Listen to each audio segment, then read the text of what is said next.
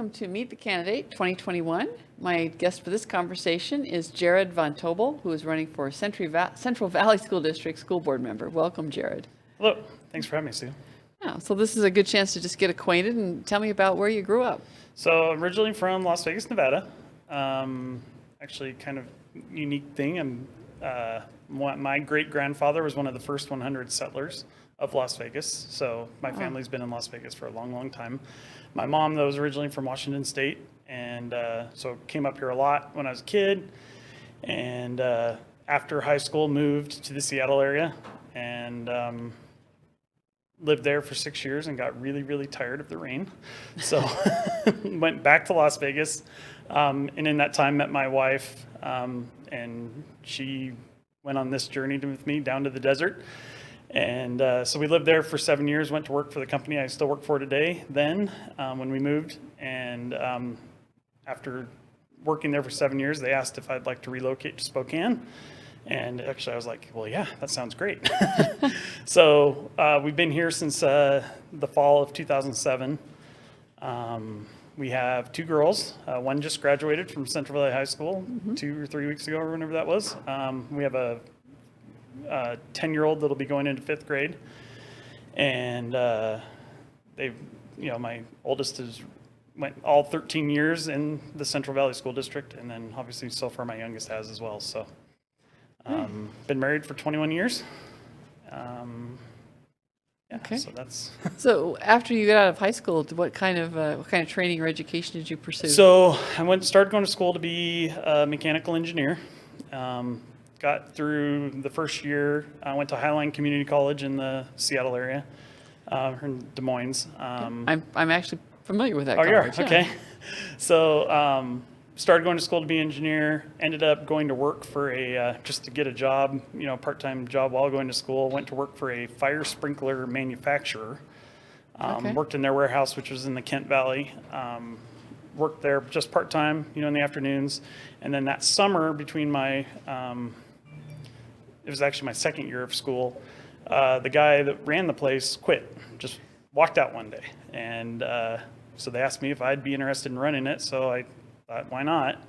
I was, 19-year-old kid, didn't know a lot.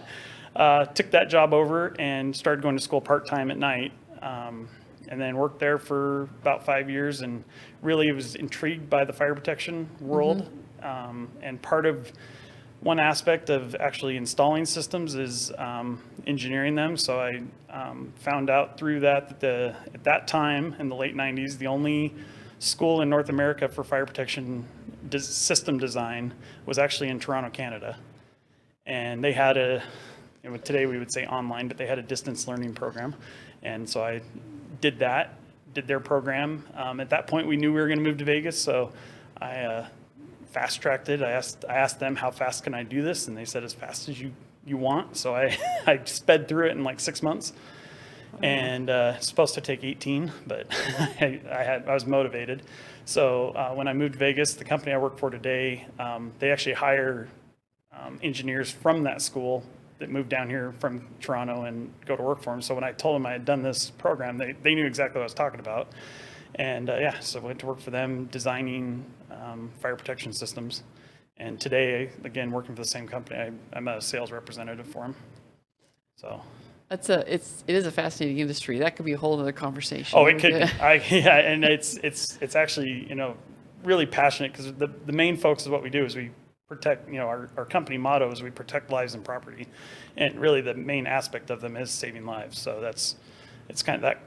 But then we also, in the industrial stuff that we have around here, we see some really cool stuff. Well, so I'll refrain from letting us both get off track with the engineering stuff, and ask you about your first job. Well, I guess that kind of was your first job. That was my first real job. In high school, I worked for an electrical contractor. I was just their shop kid. Kind of related, hanging around the shop. Taking parts out to job sites. I mean, it's funny, you think about, they allowed a 16-year-old kid to, drive the shop truck, and today that would never happen. No, the answer to the question, tell me about your first job, really changes with the generations. Yes.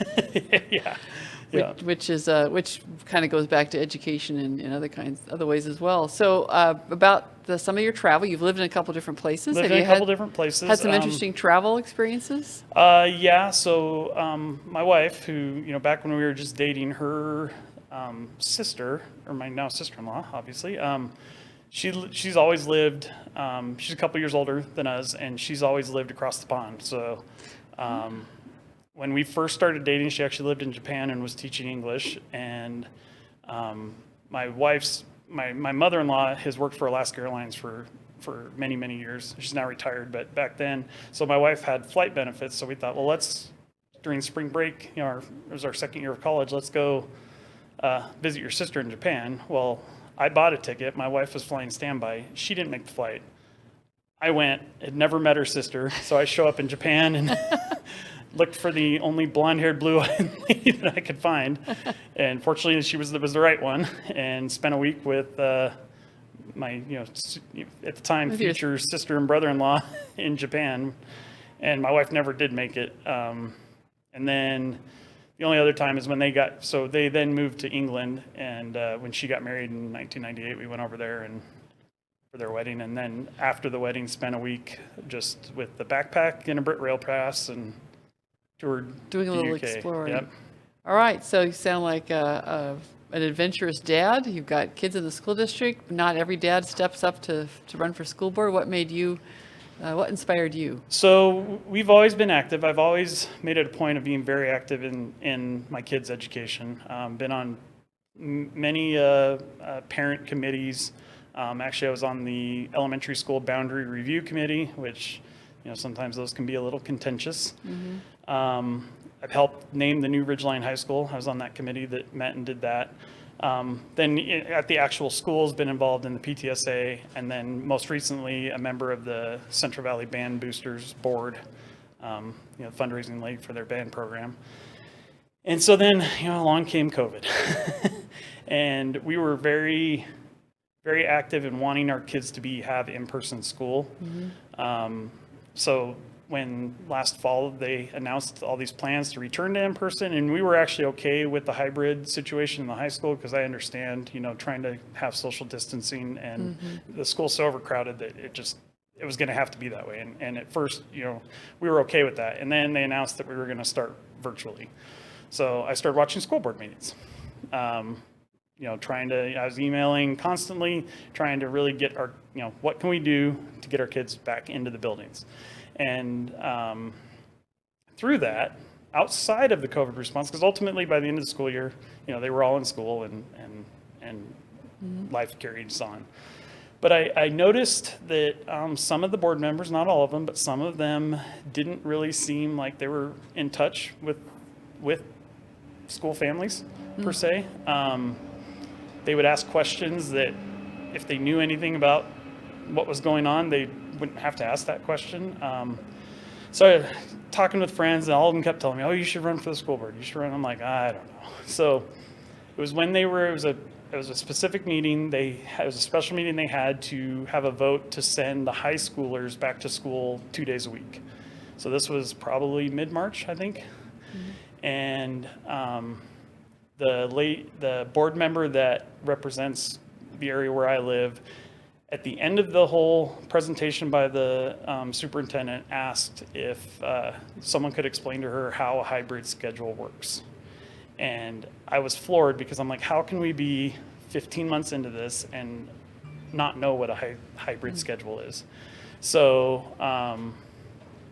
I looked at my wife that night after that meeting. I said, we're doing this. And so here I am. It's not necessarily because of the COVID response, but it was that kind of made me start really paying attention. I mean, I'd put blind faith into the district, to be honest with you.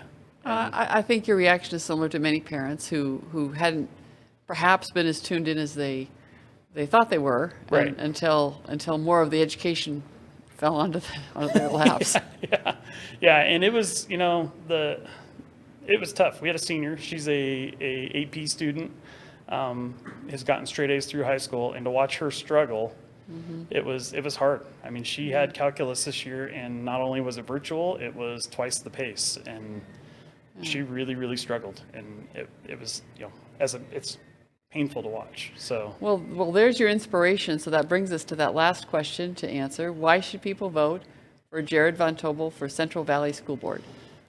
people should vote for me because I'm very level-headed, and I will, I don't make knee-jerk decisions. I listen to everything going on, and like to hear points of view opposite of maybe how I feel, and really weigh any kind of issues.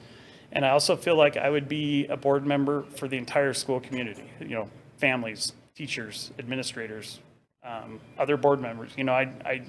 I have a passion for making the school successful for the kids. Obviously, education is the number one, but I also believe that having been involved in the band program at Central Valley High School, arts are extremely important. A lot of these kids, it's what keeps them in school. So, yeah, that's why people should vote for me.